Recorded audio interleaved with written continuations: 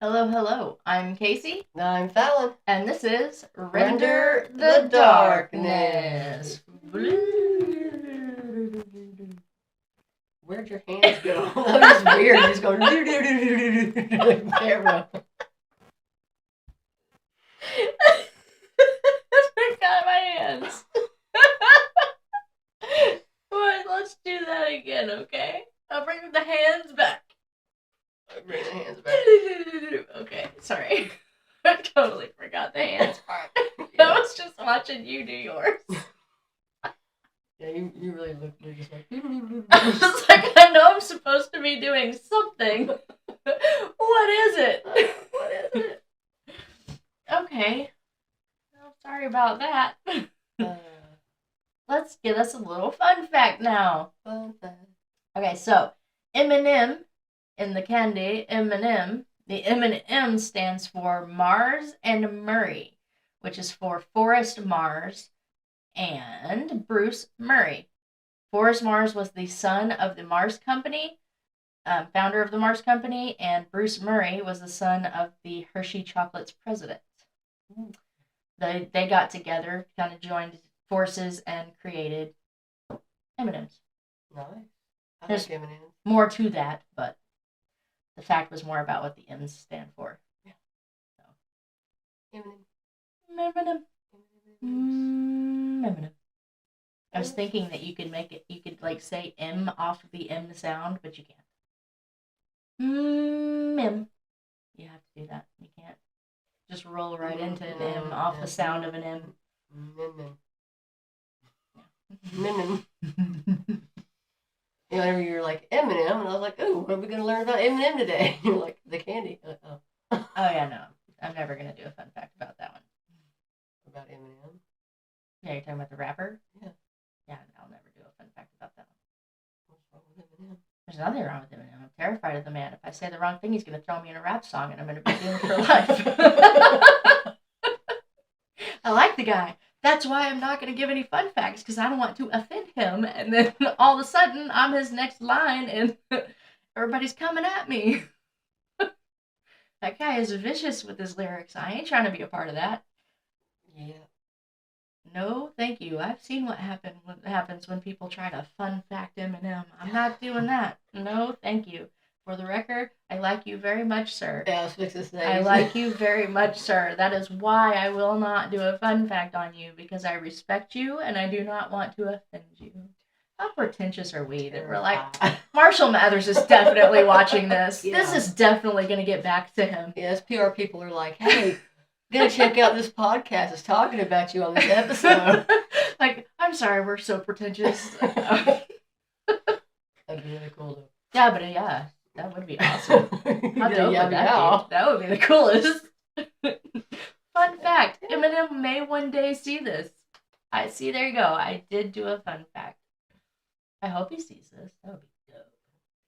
That would be awesome. So, if you have any connections to the Eminem, if you have connections to one Marshall Mathers, aka Eminem, please tell him to watch our video. Please watch our podcast. We love you. You're awesome. Our episode and give us some feedback. Us. Then put us in a song, please. I was gonna say you can put me in a song as long as nah. Well, her name is Fallon. Yes. Oh, okay, that's what they're gonna do. But that would be so cool. Okay, anyway. That would be pretty awesome. Let's see what you maybe do. You maybe go down a rabbit hole of M&Ms. Yeah. Okay. So on to the part 3 of the Ella Barham case. Yes, this is the last part. Sure. Yep, last part. So this means it's going to be the last Arkansas. Hey, we'll be rolling into California after this one. There's a shit ton of true crime cases in that state. Oh my god, like endless true crime cases in that state. It's really sad, actually. All right, so let's go ahead and get into this last part. So, Wednesday afternoon, the court resumed and called quite a few more witnesses. They would discuss where Ella's body was found, how she was found, and who had found her. At the end of the day, the defense basically tried to use tactics that would confuse the people in the jury or would discredit the witnesses. Now, they didn't make any of the claims that they made like they did last time in their opening statements about the axe murderers or the strangers that were seen close by to where Ella's body was found. Now, during all the testimonies, Otis listened to what all of the witnesses had to say, and at no time did he seem bothered, and in fact, he didn't show any emotion whatsoever. Now, on Thursday, January 23rd, 1913, Sheriff Helm was called to the stand. The questioning started with asking about the axe and if he had put any kind of markings on the axe before he handed it over to the chemist for analysis. Sheriff Helm said that he did, and the prosecuting attorney Pace handed him the axe and asked him if it was the same axe, and he would say that it was. He then asked him to look over it carefully to make sure that it was the mark that he had put on it. Sheriff Helm would say it was, and the only difference was that the axe was now in two pieces. The prosecuting attorney then asked him if he would describe the axe the day that he had found it. He would describe the axe saying that it had light red stains that looked like blood, the eye was damp, and he had seen cotton or lint stuck where the handle meets the blade, and he would say that the handle was wet as well. The defense would object and ask that the mention of the blood in the fabric be excluded. The judge told the jury not to take into consideration the blood and the cloth the sheriff had seen because he wasn't a specialist, but just to know that he stated his opinion on what he thought it looked like. The defense attorney Mitchell began his questioning of Sheriff Helm. He asked him to again confirm that he's seen fuzz or lint on the axe, and Sheriff Helm said that he had. He then asked Helm to look over the axe and verify that there wasn't anything on the axe anymore, that it was clean, and that, he said yes. He then asked if he was the one that had removed any of the substances, and he would say that he didn't take anything off of it before giving it to the chemist. He would say that after the axe came back is when he noticed that everything had been removed. Now, while Mitchell was questioning Helm, he would tell the jury that the axe was found outside of Otis's fence, not far from the road that a lot of people traveled on, claiming that it was possible that the axe could have been planted. Now, next to testify was Hammond. He was asked by the prosecuting attorney about the axe, and he would describe the axe as having what he thought was dried blood on the handle, and the eye was wet and soggy. The prosecution's questioning was quick, and now it was Mitchell's turn to question Hammond. He asked him if he had just sworn that he'd seen blood on the blade of the axe and the handle. Hammond would say no, not on the blade. He then asked if he knew if it was human or animal, and Hammond would say that he wasn't sure what kind it was. Okay. Now, the next to testify was Alex Davidson. The prosecution asked him if he had seen Otis leave their home on the day of the murder. Alex would say that he did, that Otis left around 4 p.m. that day to set a trap. He was asked if he had an axe with him, and he said no. So, really surprised that he had changed his story. Mm-hmm. The prosecutor questioned Alex harder, and Alex would stick to the second story, saying that he was wrong about the time Otis had left and where he had originally gone. Well, that's not going to look very good for you, Alex. No. They were already gunning for you, and now you're changing your story. That's not going to help. No, it's not good. Don't change. Never change your story. Now, he would say that Otis actually went to the barn, not the creek, to fix a door on the stables. Prosecution would keep asking about his different stories and the changes in the stories. They showed Alex a sworn statement signed by him, but he would say that it had been a mistake and that he noticed a week prior, and he had actually told Mitchell about it. Now, Mitchell began his questioning, and had Alex go over that morning's events. That's a pretty big mistake to make. Yeah, the time. Yeah. And, if he did or didn't have an axe. Yeah, he did have the murder weapon. Oh, he didn't have the murder weapon. Yeah. That's a pretty big mistake to make. I will agree. Now, Alex would say that him, Lair, and Otis went to the creek to place dynamite under a rock to kill a skunk, and that they went back home around 10 a.m. Oh, Otis. And not too long after that, Otis left with the axe and went to the barn. Now, Ella passed by their house around 11 a.m. Now, Mitchell's questioning would show the jury that Alex had guessed at the times that Otis had left on the day of the murder, and that he didn't really know when Otis had left and come back. Prosecuting attorney Pace would begin their questioning again. They asked Alex to describe what he had done on the morning of the murder. He would say that he ate breakfast, fed the hogs, went to the creek, and came back around 10 a.m. He would say that they may have been back on the property about 20 minutes before Ella had passed by at 11. Now, Pace would then ask Alex if he had not said earlier that Otis had left around 12 p.m. going towards Bryant's home and was gone close to 2 hours, come back home, and left again taking the axe with him. Alex would say again that he had made a mistake. All right, now. Something fishy going on here. Now, Mitchell stood up and asked if the jury could be dismissed while they had a private discussion, and the judge agreed. He also asked that all of Alex's testimony be withheld and only allow the part about when Otis left with the axe. I bet they said absolutely not to that question. Pace would argue that the jury had the right to hear all the testimony. Absolutely. And use it as they saw fit during the trial. Absolutely. The judge would say he would decide after looking at the law a little more closely. Jurors came back in and Alex was dismissed. So when he and Otis were arrested or whatever, were they together or were they separated? You're talking about Lair? Yeah, Lair. Were they together or were they separated? Otis was arrested first. Yeah. And Lair was arrested, but they were kept separate so they couldn't talk. Okay. Now, the next witness was a witness that people had been waiting for. Dr. William, hopefully I said this correctly, Mangelsdorf from Little Rock, who was the chemist for the state. Prosecuting attorneys would ask questions and would prove that the doctor was very well qualified and an expert witness. The doctor was shown the axe, and he would say that it was the one that Sheriff Helm had given him on December 31st. He was then asked how the axe looked when he first received it. He would say that he's seen 2 discolored spots, about the size of a dollar coin. There was another spot on the eye of the axe, and it was stained on the front. He also said he found about 6 strands of fibers that were stuck to the rough part of the handle, and some of those were stained as well. He would say he took some of the material and put it under a microscope and said that they were from a cotton type of cloth. He also took some of the stain from the side of the axe as well as the eye, and they tested positive as blood. He would then do further testing to see if it was human or animal. Now, he would do that test 3 times to see if it was human or animal. All 3 times, it come back as being human blood. Okay. Defense attorney Mitchell would question the doctor next, but all that did was further convince the jury how well qualified he was to say if it was human blood or not. However, getting desperate, Mitchell asked the doctor if there was another animal that had human-like blood. The doctor would say yes, an ape. And Mitchell would gosh. Yeah, and Mitchell would ask them, how could he be sure that it wasn't the blood of an ape? Oh my gosh. The doctor would say that their blood isn't identical, only similar. Now, the doctor was then dismissed, but Mitchell said to the judge, quote, I want time to examine, to consult some books and some witnesses, and I desire to move for the exclusion of evidence relative to the axe. Oh my God. He's not running with that gorilla thing, is he? I will state my reason now. At this time, they have not shown a clear identification of the axe. The axe laid out 2 days in front of the road. They have not shown it had not been tampered with before it came into the hands of the sheriff. It got into the hands of different parties.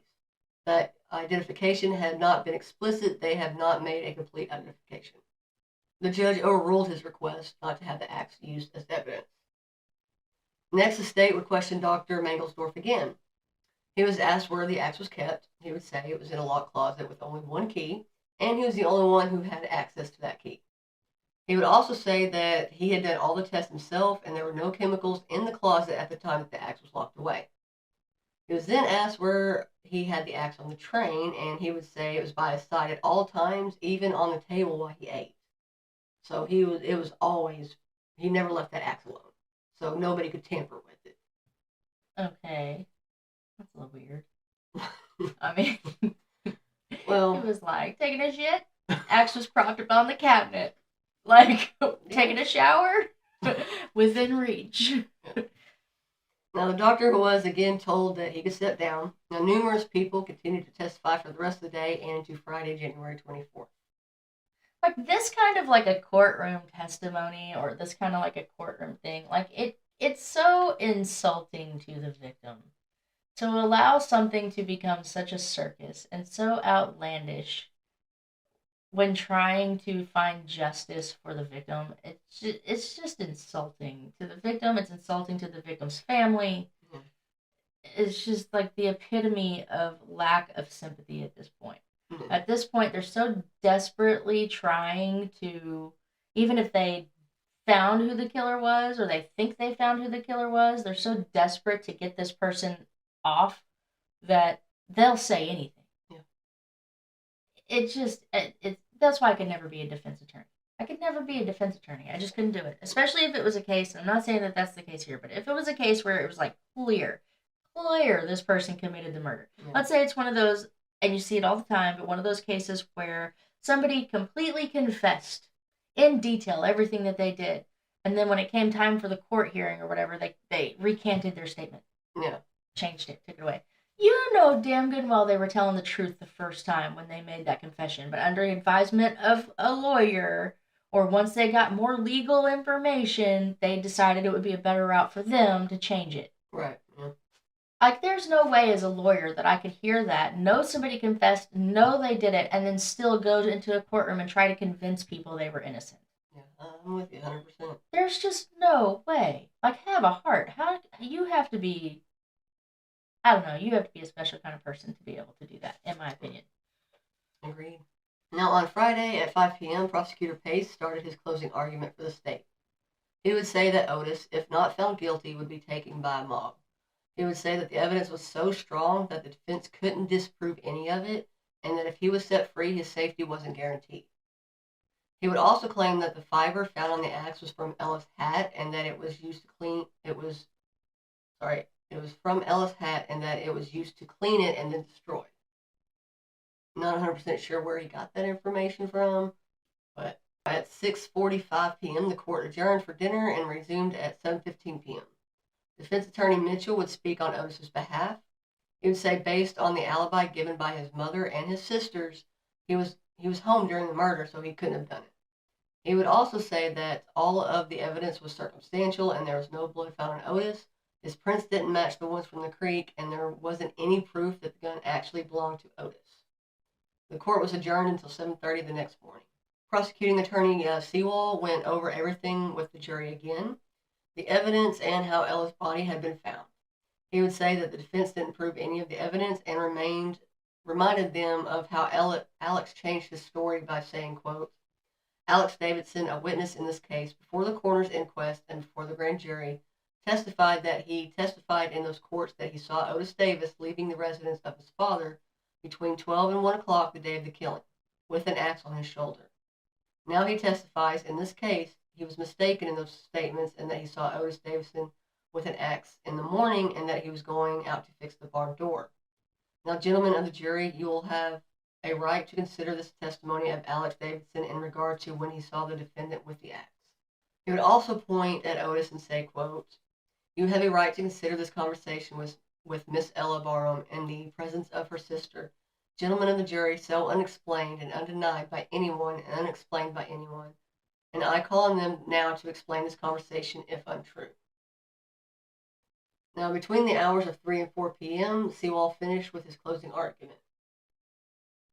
Now, the judge, knowing the enragement of the townspeople, would say that if Otis is acquitted, no one had better lay a hand on him while he leaves the court or any other time. If they do that, that person will be subject to the law as hard as Otis was. A little bit before 4 p.m., the judge had the jury go and deliberate. Waiting for the verdict, Otis was sent back to jail, and people could now see that he was getting a little bit nervous there. Now, as people waited for the verdict, the Arkansas Gazette published this article. Immediately after the jury left the room, the crowd filed slowly through the door to gather in sullen but expectant groups about the streets. None declared that he intended to do violence, but it was freely declared by many that unless a verdict was reached tonight, there might be something doing. Practically every man apparently had his own belief as to guilt or innocence of Davidson and was willing to allow the law to take its course, but should the verdict not be in accordance with his views, then trouble might be expected. Why didn't Otis Davidson take the stand if in his own behalf? Why was he afraid to testify before the jury who was as willing to hear his side of the story as that of the prosecution? These and hundreds of other questions were asked among the groups scattered about the streets. I wasn't going to say nothing. Oh, I can hear it. It's like, oh, you were talking about the scratching. Yeah, like my voice is starting to get like really weird. I did that last time too. I mean, you're not used to talking this much. Oh, I mean, it's only been 21 minutes. Yeah, my throat is just like, no. Okay, so people were wondering why Otis didn't get on the stand to try and clear his name. People thought that if he was truly innocent, then he would have gotten up to testify during the trial. And because he's worried about Otis's safety, Mitchell asked to speak to the judge in private. After talking for a while, they both thought that it would be in Otis's best interest to take him back to Berryville jail to wait for the verdict. The defense wrote an agreement and signed and gave it to the clerk for him to record, and it said, quote, comes the defendant by his attorneys B.B. Hutchins and E.G. Mitchell and agree that in case the defendant is removed from the Boone County Jail to another place for safekeeping, and that he may not be liable to molestation by parties who might desire to do him violence, that in case a jury that now has his case in charge agree upon verdict, that said verdict may be returned into court into the absence of the said defendant, Otis Davidson. To this end, we hereby waive any right that he may have to be present in court at the time such verdict is rendered. Well, that's interesting. I didn't know they could do that. I didn't either. Now, the judge then had Sheriff Helm move Otis to Berryville jail because Sheriff Helm was worried about a possible mob if Otis was found not guilty, he knew that he needed to stay. So he had a deputy take Otis, and they left around 5:45 p.m. that Saturday. Now, when the verdict was read, Otis wouldn't be in the courtroom, let alone the town to hear it. Where the hell was Otis? He went to Berryville. Huh. Now, after 4 hours of deliberation, the jurors came back with their verdict a little before 8 p.m. Saturday, January 25th. J. N. Ferris said that they had agreed on a verdict. He was then told to give it to Clerk Hathcote, and then he was told to read it aloud. He would say, we, the jury, find the defendant guilty of murder as charged in the indictment. And the judge would say that they didn't write it correctly, that they had to use first-degree murder and sent them back to fix the problem. So they came back, and it was read aloud again, this time saying, we, the jury, find the defendant guilty of murder in the first degree as charged in the indictment. Sunday, January 26th, Otis was read the verdict. They asked if he wanted to say anything, and he would say nothing other than that he thought he was going to be found innocent. He would also say that he was innocent and he believed he would be acquitted. He then asked to speak to his attorneys because he wanted them to take his case to the Arkansas Supreme Court. The officers asked him if he thought that he had received a fair trial, and he would say that he thought so, except he thought some of the witnesses had told untrue statements. Now, that day, Lair was actually set free on a $500 bond, and people thought that because he received bond, maybe the case against him wasn't very strong. On Monday, February 3rd, the sentencing hearing began. Kansas and Lair were both there, Lair being out on bond and awaiting his hearing that was supposed to happen the same day. Defense attorney Mitchell started by asking for a new trial, saying that there were 24 mistakes during the last trial, including the selection of the jury, the evidence, and the testimony from the witnesses. He then filed an affidavit by Otis saying that Otis never agreed for a waiver to keep him out of the courtroom when the verdict was read. He would say that Otis didn't even know about the waiver until after he heard the verdict.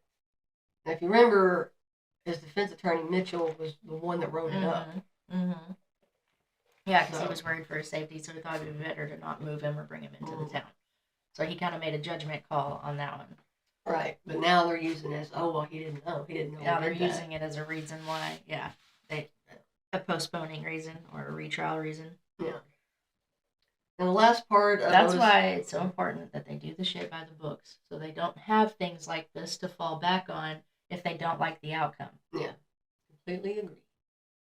And the last part of Otis's affidavit said this: I further declare that there was a blind, unreasoning prejudice against me, and that men were not willing to hear any evidence in my favor nor to credit same. That I dared not take a change of venue for fear of my life. The mob was in evidence everywhere. Yet I now here under my oath state that I am absolutely not only in law, but as a fact not guilty. Now, the defense would ask that the court make note that Otis was not in the courtroom when the verdict was read. After looking over the documents, the judge overruled the request for a new trial. Mitchell would object. The judge again overruled. Mitchell asked again that the court document the fact that Otis wasn't there when the verdict was read, and the judge again declined, saying that he wanted to hurry up and get the hearing done, but did agree to fix the bill of exception to show the objections. Now, if you're not sure what a bill of exception is, I didn't know. It is a bill that is it's formal written document used to object to a judge's decision or ruling during a trial, reserving the objection for potential appeal according to law.cornell.edu. Now, Judge Reed made his decision at 12:45 p.m. Otis was asked to stand, and the judge went over a brief summary of all that had occurred from the time of Ella's murder. He would say, quote, "You have been found guilty of this crime by 12 of your fellow citizens of this county. Whether you are guilty, I do not know. The matter is now with you and your God. The law gives you sufficient time before the carrying out of the penalty provided by law to make peace with your God. This time, Miss Ella Barham did not have when she was taken from this world, but the law allows it to you." That's kind of a messed up statement. Because he's like, okay, well, they found you guilty. You may be innocent, but that's between you and God now. Yeah. Like, that's kind of a messed up statement. Like, if he's not the dude who did it, judge is kind of like, oh, well. You're the one we chose. I mean, I'm not saying that he's not the guy, because obviously I have been saying since the beginning of the case that I think Otis is a pretty suspiciously guilty person in this whole thing. But I'm just saying, like, in general, for a judge to say that, that's a pretty... Yeah, I don't think they would get away with saying something like that. Yeah, that's a pretty bizarre thing to say. I mean, he's basically admitting, like, I don't know if the verdict was right or wrong, but it's not between us anymore. Yeah, no. Yeah, they chose what they chose. That's it. Off with your head. Yeah, pretty much. Finally, the judge asked Otis if there was any reason why the law shouldn't be carried out, and he replied no. The judge then ordered that he be held at the Berryville jail until March 21st, 1913. He would then be taken to Harrison, and before it was dark, he would be hanged by the neck until death. Now, by Arkansas law, they had to wait at least a month before they could execute Otis. His lawyers would try to file an appeal, but was quickly denied, and he was taken back to Berryville. He would now have to rely on the Arkansas Supreme Court's decision. On March 13th, Mitchell and Trimble gave the Bill of Exceptions to the Circuit Court clerk in Harrison, and they were filed to be recorded the next day. The bill included the testimonies made during the trial and the exceptions that were raised. The judge signed them on Saturday, March 15th. Later that day, Mitchell sent the request for the appeal and the Bill of Exceptions to the Arkansas Supreme Court.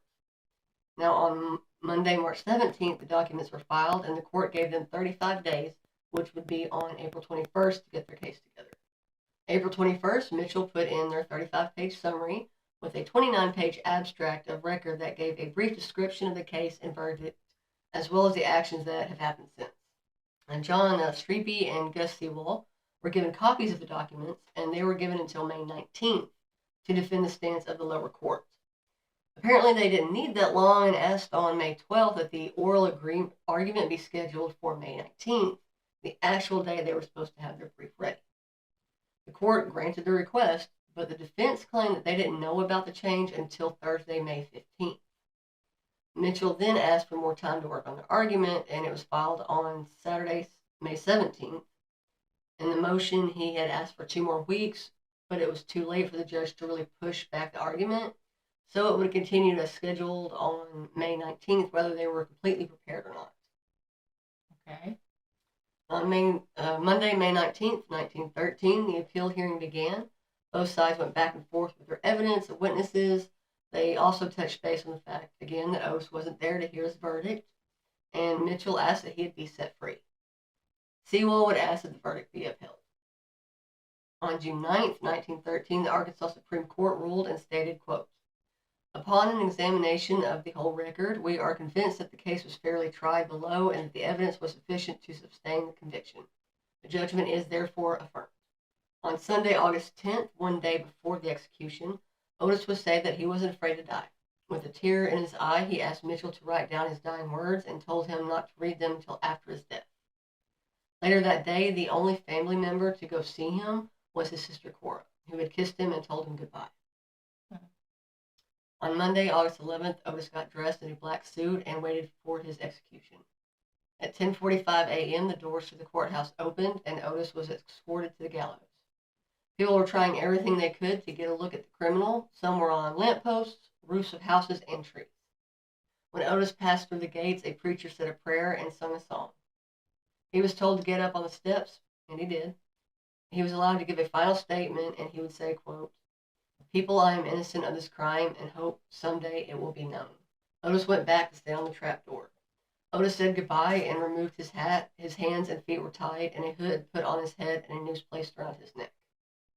Sheriff Helm was the acting executioner and looked at Otis, and he would say he hoped Otis didn't hold it against him, and Otis would say, quote, "No, Jim, you're doing your duty since I was convicted."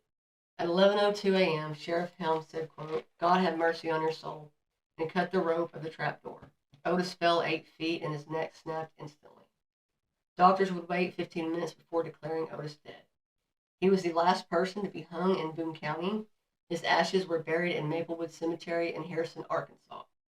On January 12, 1914, Lair's case was dropped because there wasn't enough evidence to convict him of anything, any kind of wrongdoing whatsoever. And I know I didn't mention up here that he had Mitchell write down his dying statement. Mm-hmm.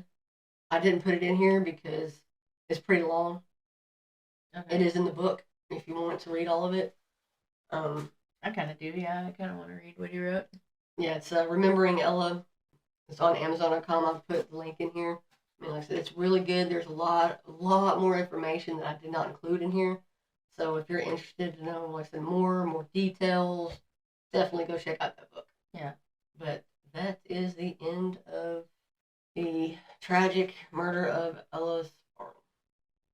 You know I spent that whole case saying that I was convinced that Otis was the one who did it or whatever, but kind of like by the end of that, I kind of felt like maybe that Alex dude had something to do with something.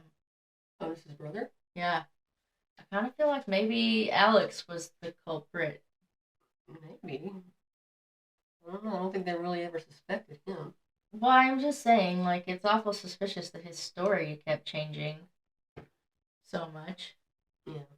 Like, I don't know if he was trying to change it to protect his brother or... That's what I think he was trying to do, but then again, I mean, I don't know, I just kind of feel like Otis did do it by the end of it, by the time it was all said and done. I don't feel... Okay, I'm not going to say that I feel like he didn't do it. I'm going to say, like, I don't feel like they had enough against him to definitively say that he did it. Yeah, I'm with you. Wasn't there? I mean, you know, like part 1 or 2 where you were talking about there was somebody that was going around killing people around that same time? Yeah, it was the... I mean, I know he didn't use the same method. I know it was a different method, but by God, wouldn't that be a way to throw people off your trail, to use a different method of murder than the one they're suspecting you to use? Yeah. That's true. And I mean, the only thing they really had was the axe. Yeah. And nothing else whatsoever lined up. And like, I mean, his lawyer said, it was found, I think on the stump or whatever, I guess like when you put it, but it was outside the fence. So anybody could have walked by and went, and it just gone. Sorry. Yeah. So well, and you have to consider the time frame too. It's not like they could fingerprint or DNA or anything like that either. You know. And I'm like you. Like whenever I got to the part, like I was sure it was Otis until like this last piece right here. Yeah. And then when it came to that point, I was like, you know what? Maybe he didn't do it. Yeah, and that's what I was saying. I was like, man, I was like, I don't. I started feeling bad for Otis's I did. I started feeling bad for him at the end. I was like, maybe, but you know what? If he didn't do it, good for him for saying, you know what? It is what it is. They've decided there's nothing I can do about it. I'm going to take it like a man. Get up there and whatever they think they need to do, I'm just going to let them do it. And I hope to God my name is cleared one day. Yeah. No, in the book also there is a chapter or a part called "They Lied on Me." That part right there. If you read it, you can kind of understand. Like I said, I got a little bit more of the reason why I think I don't really think Otis did it, but like I said, it's just. I mean, it's so hard to tell with that time frame. Yeah. Literally anyone could have done it. Yeah. So at that point in time, I don't think the situation was the same. Now you have to be able to prove that without a reasonable doubt. Yeah. I don't think that they could do that back then because there just wasn't enough ways to prove somebody guilty or innocent back then. Yeah. Everything that they used for evidence in these kinds of cases and in the early 1900s was all circumstantial. Or by witnesses. There was a lot of hearsay and a lot of circumstantial evidence. Yeah, there's no fingerprints, no DNA. Now you can prove shit without a reasonable doubt or without any doubt whatsoever, but then you couldn't. I don't know, man. I just don't think Otis did it. I was sure he did it until that last part, and then my mind just kind of went, I don't know, man. He may not have. Yeah, I'm with you. I'm just like, I don't know. Like I said, I just kind of started feeling really. I started feeling for Otis there at the end. I did. I started feeling bad for old Otis at the end there. But, if something like that is going to happen, then I think he handled it the best way a person could in that situation. Yeah, I wouldn't. I don't think I would. I know I wouldn't handle it that way. I would have been like, y'all tripping. I didn't do it. There ain't no way you're gonna kill me. I would have tried. I would have got. But then again, you could also flip that coin and say maybe he took it that way because he did do it, and he knew there was no way to prove that he didn't. But he didn't want his name to be down in the records as the one who did it, so he just claimed his innocence until he died. Yeah, I'm also kind of curious why he didn't get up on the stand either. Yeah, I mean, there's got to be a reason, unless maybe his lawyer told him that he thought it would be more incriminating for him to go up there because they were kind of in the middle of a witch hunt at this point, just trying to pin it on whoever they could.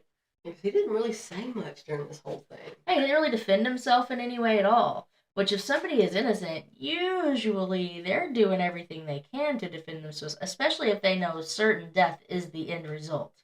Yeah, but I mean, like I said, that they lied on me section, of course he says, different things there, so. Yeah, for sure. Like that. Interesting case. I don't know. What do you guys think? Do you think that the right person got convicted here? Do you think Otis did it, or do you think maybe somebody else? Maybe the other person who was running around killing people in that area at the time, or maybe one of his brothers. Yeah, it's very well possible. I mean, it could have been. I mean, there's just no telling. Could have been anybody at that. Yeah. I mean, early 1900s could have literally been anyone. So. But I'm gonna apologize for my voice again. I don't know what's going on. I know what it is. Started a tail wars with her. She hurt her neck. Messed with her voice box. Although I didn't really explain what happened last time. Oh yeah, sure. But last time was long.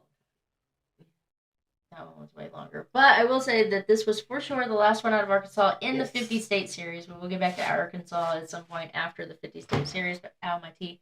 Anyway, but for the 50-state series, that was the last one for Arkansas. Yes, and I will try from now on to make them not 3 parts, or 2 parts, or 4 parts. And I will try to stick with 1 part. And we're moving on to California, so still plenty of other states, still plenty of time for you guys to get your recommendations in. If you have any of the cases you want to hear, any stories you want told, you have one you want to tell yourself, you're more than welcome to come on here and do that too. We'd love to have you. We were tossing around the idea the other day of possibly doing like a monthly giveaway on merchandise for the podcast. If that's something that you guys might be interested in, just shoot us a word like merch or interested or whatever. Let us know if that's something that you guys would be on board for us to do, because we would love to start doing a free giveaway for our listeners to show our appreciation for you guys listening to us and taking the time out of your lives. We know how important and valuable and precious time is, so I want you guys to know we appreciate each and every one of you. We really do. Yes, very, very much. Thank you. And any new supporters, we appreciate you as well. And if you like what we do, you enjoy our content, please subscribe, share, like, tell a friend. Help get the word out. Make them watch it. Be like, look, watch it. This is great. Yes. But other than that, I think that's it for this episode. We are Render the Darkness. You gonna do this? Hands.